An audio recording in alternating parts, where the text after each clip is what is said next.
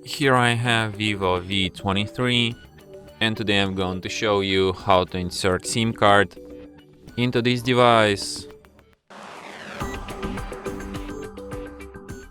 So firstly, you should find yourself this kind of tool, which might help you to eject the SIM card and SD card slot, which is located right here.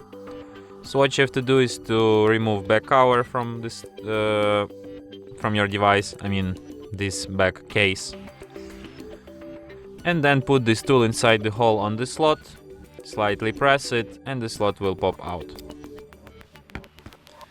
So here you should insert your SIM card. From this side you have SIM 1, from other side you have SIM 2.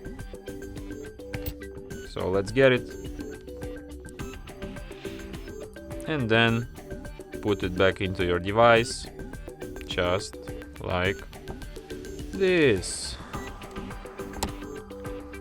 And as you can see, it immediately requires PIN code to my SIM card, which is the proof that SIM card is detected. And that's it. Thanks for watching. If you find this tutorial useful, don't forget to hit that like button and subscribe to our channel.